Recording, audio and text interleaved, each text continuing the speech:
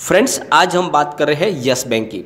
Monday को yes bank के share में भी गिरावट हुई और उसने 15 के सपोर्ट को तोड़ा, लेकिन उसके पीछे वजह बनी थी बाजार में एक तरफा भयंकर गिरावट। करीब 1700 पॉइंट की गिरावट हुई थी और इस गिरावट का सारा श्रेय जा रहा है बैंकिंग सेक्टर को। बैंकिंग सेक्टर में ज़बरदस्त बिकवाली हुई और उसी वजह से बाजार में अफरा तफरी मची और उसमें सारे शेयर गिर गए और यस बैंक का स्टॉक भी अपने 15 के मजबूत सपोर्ट को तोड़ के नीचे की तरफ आ गया और वहाँ से एक गिरावट का माहौल बना। लेकिन वहाँ से वैल्यूबल बाइंग भी शुरू हुई, नीचे की तरफ से खरीदारी शुरू हुई। मंगलवार के दिन शानदार बाउंस बैक मिला और वही जो सेक्टर सारे जो गिरे थे उनमें ज़बरदस्त फिर से खरीदारी हुई। बैंकिंग सेक्टर के अंदर शानदार खरीदारी हुई, करीब 3 से 4% की तेज़ी देखने को मिली। लेकिन उस तेज़ी के साथ में यस बैंक के शेयर में तेज़ी नहीं बनी। उसके पीछे वजह बनी वो 81 बॉन्ड का जो मामला है, सेबी की तरफ से जो 25 करोड़ के फाइन का जो मामला सामने निकल कर आया और उसी वजह से एक निगेटिव माहौल बन गया और यस बैंक में जो तेज़ी बननी थी वो बन नहीं पाई। लेकिन अब क्या आगे रणनीति बन रही है? क्या यस बैंक के स्टॉक में तेज़ी बन सकती है या फिर गिरावट की संभावना? साथ में बहुत ही चौंकाने वाली रिपोर्ट निकल कर आई है यस बैंक के अंदर म्यूचुअल फंड की खरीदारी को लेकर। जिस तरह से मैंने काफ़ी समय से आपको लगातार कह रहा था कि इसके अंदर बहुत ज़्यादा वैल्यूबल बाइंग हो रही है, तो उसी के चौंकाने वाले आंकड़े सामने आए, तो उसको भी हम डिस्कस करेंगे। साथ में आरबीआई का नज़रिया और सेबी का नज़रिया बिल्कुल विपरीत क्यों है, अलग नज़रिए की वजह क्या है, इस वीडियो के माध्यम से हम डिस्कस करेंगे और आगे जानेंगे कि ये जो 81 बॉन्ड का मामला है उसमें क्या नुकसान हो सकता है यस बैंक को या कुछ भी नुकसान नहीं होगा। इस वीडियो के माध्यम से हम डिस्कस करेंगे। लेकिन फ्रेंड, उससे पहले अगर आप पहली बार हमारे चैनल पर आए तो चैनल को सब्सक्राइब कर दीजिए, एक बेल आइकन दबा दीजिए। चलो फ्रेंड, वीडियो स्टार्ट करते हैं। मैं हूँ आपका दोस्त एसबी दवे और हमारे अपने चैनल ऑनलाइन कमाई में आपका बहुत बहुत स्वागत है। कल यस बैंक का स्टॉक 14.40 पर ओपन हुआ। इसने हाई बनाई 14.75 की और ये लो में गया था 14.30 के और एंड में जो क्लोजिंग दी वो है 14.65 पर, करीब 1.38% अप पर क्लोजिंग आई है। बीएससी की बात करें तो 80,15,000 का वॉल्यूम हुआ और सामने 17,98,000 की डिलीवरी उठाएगी और डिलीवरी का परसेंटेज है 22.44%। एनएससी की बात कर लेते हैं, 7,95,42,000 का वॉल्यूम हुआ और सामने 2,24,13,000 की डिलीवरी उठाएगी और डिलीवरी का परसेंटेज है 28.18%। तो काफ़ी समय के बाद में डिलीवरी बेस काम कम हुआ और उसके पीछे वजह बनी है एक निगेटिव न्यूज़ जो निकल कर आई थी, आपको पता ही है। सेबी ने 25 करोड़ का फाइन लगा दिया यस बैंक के ऊपर 81 बॉन्ड के चिटिंग के मामले में, फ्रॉड के मामले में, और इसी वजह से एक निगेटिव माहौल बना। लोगों ने इसमें खरीदारी कम की। जो खरीदारी बैंकिंग सेक्टर में बहुत ही शानदार हुई थी उसका फ़ायदा यस बैंक को नहीं मिला। निफ्टी बैंक की बात करें तो करीब 3.18% की तेज़ी मिली थी देखने को।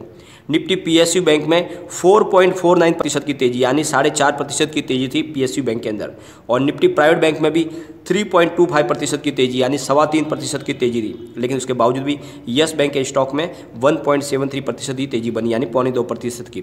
तो इस तेज़ी पे ब्रेक लगा उस न्यूज़ की वजह से जो एक बैड न्यूज़ की तरह निकल कर आई और जिसमें एक्चुअल में यस बैंक के नए मैनेजमेंट का कोई लेना देना नहीं है, फिर भी एक माहौल नेगेटिव बन गया और उस वजह से जो तेज़ी बननी थी और ये जो इसकी प्राइस 15 के पार जा सकती थी वो रुक गई।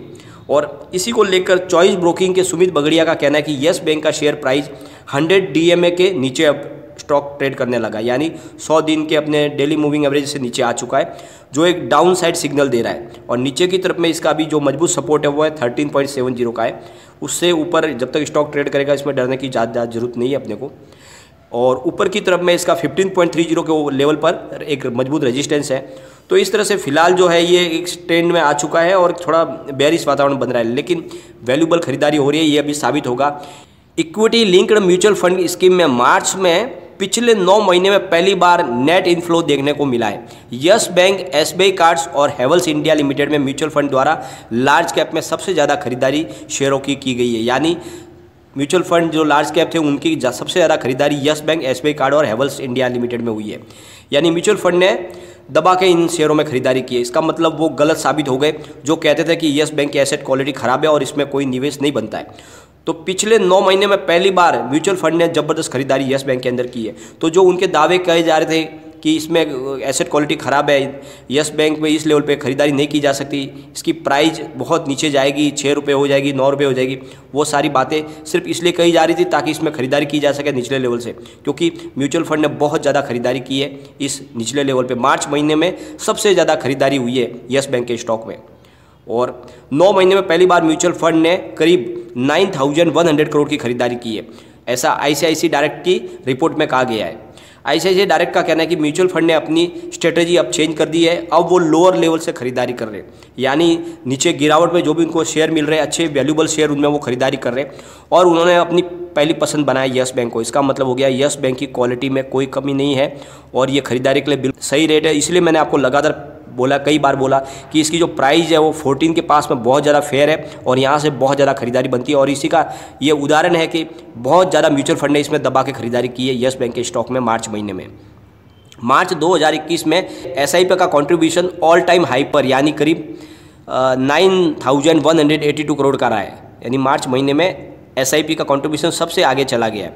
मार्च 2021 में यस बैंक में म्यूचुअल फंड की होल्डिंग 7.26 करोड़ रही है, जिसकी मार्केट वैल्यू 82 करोड़ की है, जबकि फरवरी में म्यूचुअल फंड के पास 3.51 करोड़ के शेयर थे यस बैंक के और मार्केट वैल्यू जिसकी थी 17 करोड़। तो 17 करोड़ से मार्च महीने में मार्केट वैल्यू यस बैंक के शेयरों की बढ़ गई है, 82 करोड़ तक पहुंच गई। इतनी बड़ी खरीदारी की है म्यूचुअल फंड की तरफ से यस बैंक के शेयरों में। तो इसका मतलब ये हो गया कि बहुत ज़्यादा सबको वैल्यूबल लग रहा है, फेयर वैल्यू लग रही है यस बैंक के स्टॉक की, इसीलिए वो म्यूचुअल फंड खरीदारी कर रहे हैं। फ्रेंड्स, जब म्यूचुअल फंड यस बैंक के स्टॉक पे भरोसा कर रहे हैं और वो इस लेवल पे ज़्यादा दबा के खरीदारी कर रहे हैं, तो फिर हमें भी एज ए रिटेल इन्वेस्टर उन पे भरोसा रखना चाहिए, क्योंकि हमारे से ज़्यादा उनको नॉलेज है। उनके पास एक एसेट मैनेजमेंट करने के लिए पूरी टीम होती है, वो सारे के सारे रिसर्च डाटा निकाल के बाद में खरीदारी कर रहे हैं। जब उनके पैमाने पे यस बैंक का स्टॉक खरा उतर रहा है, इसका मतलब ये खरीदारी के लिए सही इसकी प्राइस है और बड़ी गिरावट की इसमें कोई संभावना बनती नहीं है और यहाँ से नई खरीदारी बन सकती है। तो आपको डरने की कोई ज़रूरत नहीं है। सिर्फ थोड़ी सी निगेटिव न्यूज़ की वजह से इसकी प्राइस थोड़ी सी डाउन रही, वरना ये फिर से 15 के पार जा सकता था मंगलवार को। तो आगे इसमें खरीदारी जैसे बन रही है उस हिसाब से इसकी प्राइस बहुत जल्द बढ़ेगी, आपको इसमें डरने की बिल्कुल ज़रूरत नहीं है।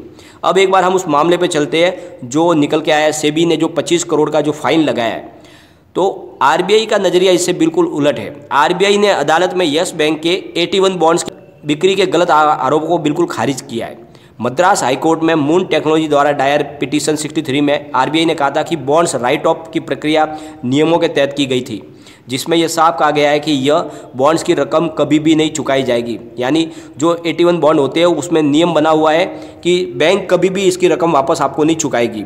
अगर ग्राहक चाहे तो एक्सचेंज पर किसी को दूसरे को बेच सकते हैं ये बॉन्ड। तो एक तरह से इसमें पहले से ही क्लियर कर दिया गया था कि भाई ये बॉन्ड की जो रकम है बैंक किसी भी तरीके से आपको नहीं चुकाएगा। और जब ये बॉन्ड्स कस्टमर ने खरीदे उस समय उन नियमों को उन्होंने स्वीकार भी किया था। 81 बॉन्ड्स के लिए जो बने हुए थे नियम, उनको उन्होंने खुली आंखों से जानबूझकर देखने के बाद में ही उन्होंने वो बॉन्ड्स खरीदे, इसलिए किसी भी प्रकार का उनका कोई क्लेम नहीं बनता है, क्योंकि RBI का कहना है कि 81 बॉन्ड के साथ पूरा रिस्क जुड़ा हुआ है और बैंक इसके भुगतान की कोई गारंटी नहीं लेता है। जब यस बैंक पूरी तरह से डूब गई तो बेसल 3 के नियमों के तहत इसको राइट ऑफ किया गया था, और जो बिल्कुल नियमों के तहत है। और जो लोग कह रहे हैं कि उन्हें मिसगाइड करके उनको गलत जानकारी देके ये बॉन्ड बेचे गए, तो इसके लिए जो भी है कोर्ट के दरवाजे के थ्रू ये रास्ता निकलेगा, क्योंकि जो नियम है वो ये है कि उनको जो बॉन्ड बेचे गए थे उस बॉन्ड में साफ ये क्लियरली मेंशन किया गया था कि इसकी रकम कोई भी तरीके से बैंक नहीं चुकाएगी। जो बॉन्ड उन्होंने खरीद लिए हैं वो बॉन्ड सिर्फ वो एक्सचेंज में बेच सकते हैं और वहीं से अपनी रकम ले सकते हैं। तो इसका मतलब बैंक किसी भी तरह से जवाबदार नहीं है इन बॉन्ड्स की रकम चुकाने के लिए। और जब बैंक डूब गई तो पैसे बैंक के पास बिल्कुल थे नहीं, तो SBI ने अपनी तरफ से मदद के हाथ बढ़ाए और उनकी मदद से बैंक को फिर से खड़ा किया गया। इसके लिए जो रकम बन रही है इन बॉन्ड्स धारकों की, T1 बॉन्ड्स धारकों की, उसको चुकाने का यस बैंक का कोई औचित्य नहीं है, क्योंकि ऑलरेडी यस बैंक के पास तो उसकी रकम थी नहीं, वो तो डूब चुकी थी। RBI के द्वारा मदद के लिए SBI को आगे लाया गया और SBI ने अपनी मदद से यस बैंक को खड़ा किया है। इसलिए RBI का कहना है कि इसमें कोई भी बैंक की गलती है नहीं और जो मैनेजमेंट ने किया है उसका मामला अदालत में है और उसकी सुनवाई 26 अप्रैल से को वापस होगी मुंबई हाई कोर्ट में, और वहाँ से क्या फैसला होगा उसके ऊपर डिपेंड करता है। लेकिन उनके तरफ से ये क्लियर कर दिया गया है कि इसमें बैंक की कोई गलती नहीं है।